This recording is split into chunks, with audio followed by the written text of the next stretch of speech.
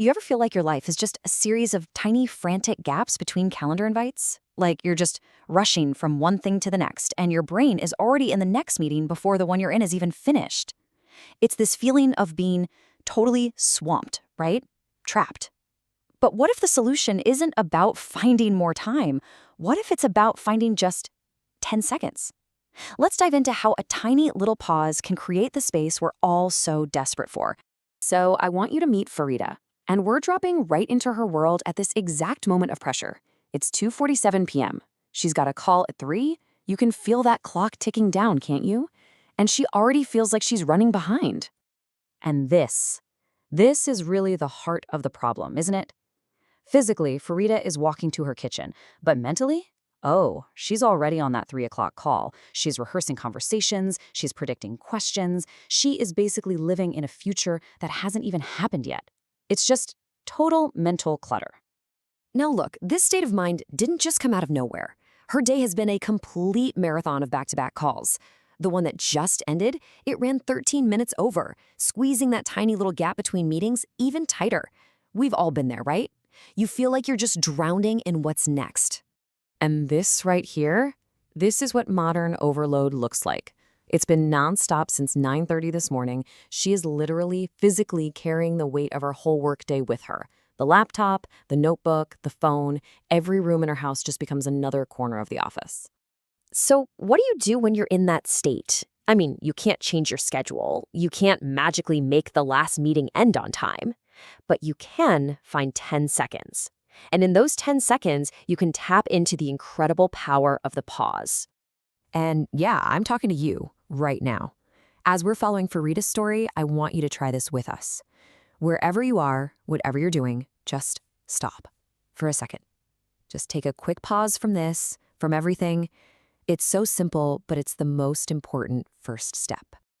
Okay, so here are the steps. It's super easy. First, just let your shoulders fall. Go on, try it. Notice if they were creeping up towards your ears.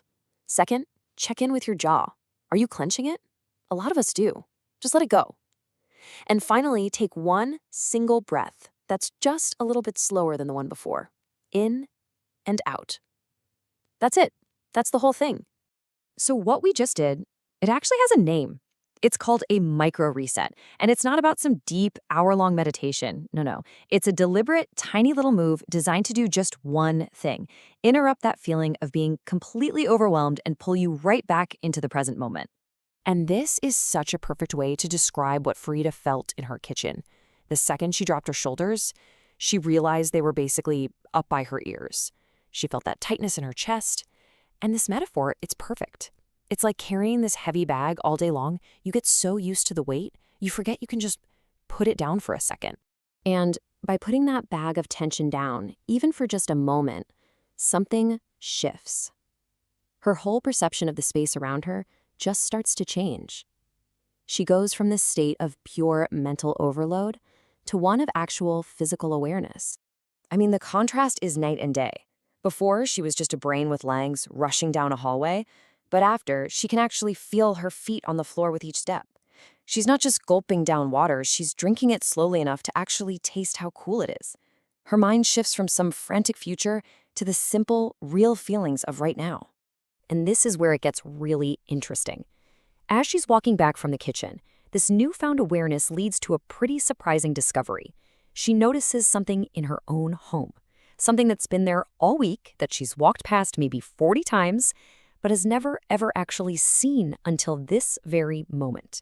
It's a plant on her windowsill, and on that plant is a brand new leaf, all small and a little bit yellow. Just think about that for a second. She'd been totally blind to it.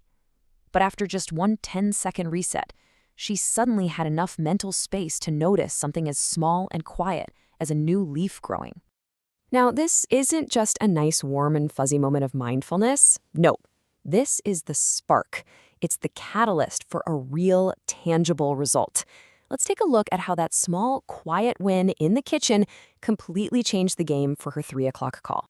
So before she even opens her laptop, Farida does one more thing. She sets one tiny intention. And it's not about what she's going to say or what she needs to prove. Her entire goal is to change how she's going to listen. to be fully there for the other person, not just waiting for her turn to talk. And you know what? The meeting feels totally different. Santosh says exactly what she predicted he would say, but instead of jumping in to counter him, she just listens. She lets him finish his entire thought. And because of that, the whole vibe of the call just feels less tense, more spacious. And she actually hears something new in his tone, which makes her ask a question she never would have thought of otherwise. And here's the kicker. The real measurable results of all this presence, of this intentional listening?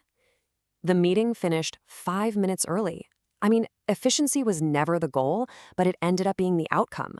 By slowing down on the inside, she actually made the whole interaction more effective on the outside. Which, of course, brings this whole question back to you. We all have those moments, right? In between meetings, waiting in line for coffee, walking from the car to the front door. So the question I want to leave you with is this. Where is your spacious interval? Where in your day can you find just 10 seconds to put the bag down and finally see what you've been missing?